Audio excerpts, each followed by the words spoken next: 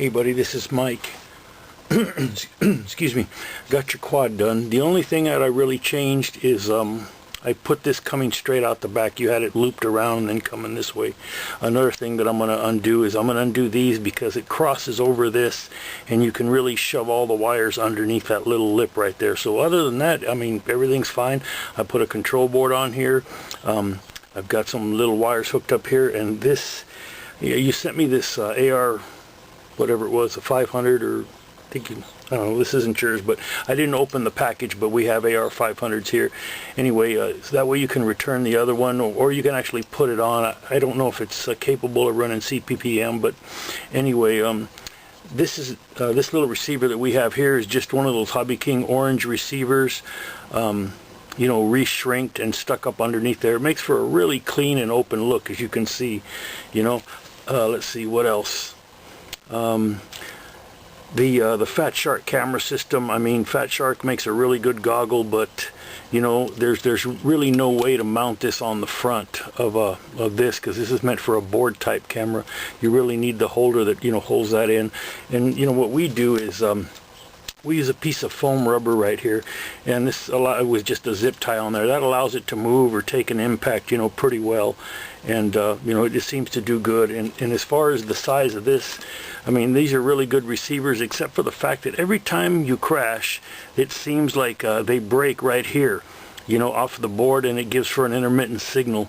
Don't worry about that. You can probably sell this camera and this, you know, set up for half of what you paid for the whole goggle system. Get yourself one of these little tiny ones like we have here. See, I mean, this is a little 200 milliwatt with a cloverleaf antenna.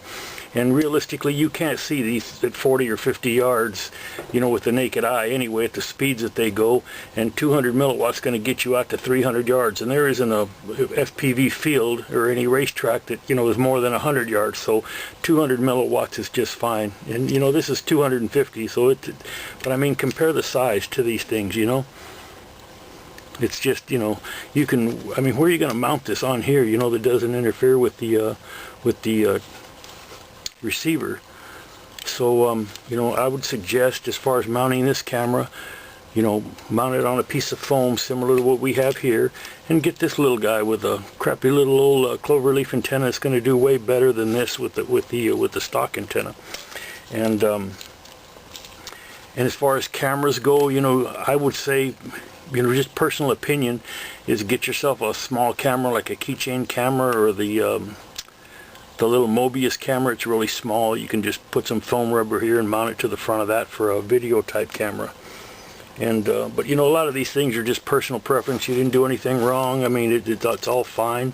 And I powered it up and everything. I programmed the board in there. Just some personal preference things that, you know, not running you know, metal screws to this. Other than that, you know, we're going to get it up and get it out to you today. What else? Hey buddy, there was one other thing. You had this soldered on here, and I think that was to run your camera. If you decide to stay with a Fat Shark system, and you know, put all this stuff on, this right here goes mounted to the back arm right here. And the reason for that is because it plugs right into the balance tap of your 3S. It actually allows you to do anything from a 2 to a 4S system setup right there. So what you do is you put this here, then you plug your balance lead in there, and that helps keep all the wires out of the way of the prop. So you really don't need this unless you're going to use it for lights or something else like that. But you know, I would put this on, but I really don't know how to fit it on there comfortably so that you can actually, you know, fly it and use it, you know, comfortably. So another thing that you're gonna have to get is one of these little angled, either get an angled antenna right here, a cloverleaf antenna, or buy the adapter that allows you to turn this at a 90 degree if you don't get the cloverleaf antenna. And there was one other thing.